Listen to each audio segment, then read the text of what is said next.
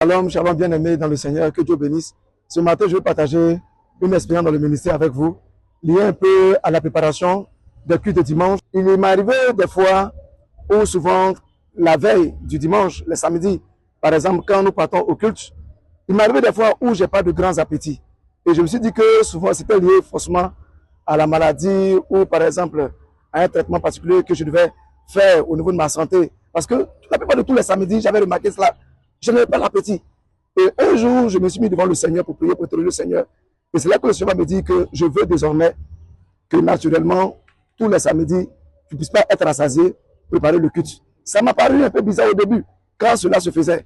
Mais j'ai remarqué que lorsque j'observais cela, le culte était totalement différent. Et très souvent, quand je dormais souvent, sans être rassasié, la veille du culte, le samedi nuit, par exemple, souvent même le culte, même, c'est comme si je voyais le culte avant le culte dimanche. Le Seigneur prenait le temps de montrer comment le culte allait se faire. Les gens qui devaient venir, leurs problèmes, la situation, leur vie, le Seigneur le montre avant que le culte même se déroule.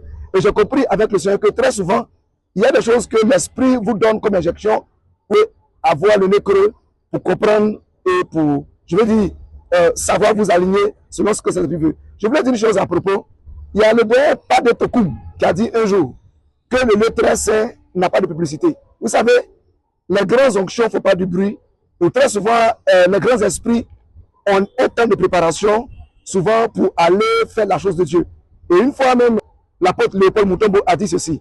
Quand vous êtes un grand esprit, vous ne mangez pas n'importe où, vous ne vous attablez pas partout, vous ne mettrez pas n'importe quel sujet, vous ne mangez pas n'importe comment, vous ne vous habillez pas n'importe comment.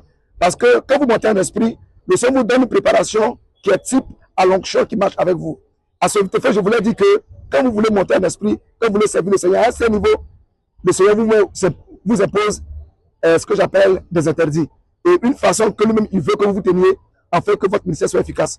Je voulais bénir quelqu'un pour dire, si vous sentez l'esprit vous amener vers cette dimension-là, ne vous retenez pas, ne vous résignez pas, écoutez ce que l'esprit vous dit, parce que Dieu va vous amener dans une dimension très élevée dans les choses de l'esprit. Et à ce niveau, vous allez voir que ça sera très fort, mais pour la gloire de Jésus-Christ et pour l'avancement du royaume. Que Dieu bénisse et puis shalom à vous. Merci bien.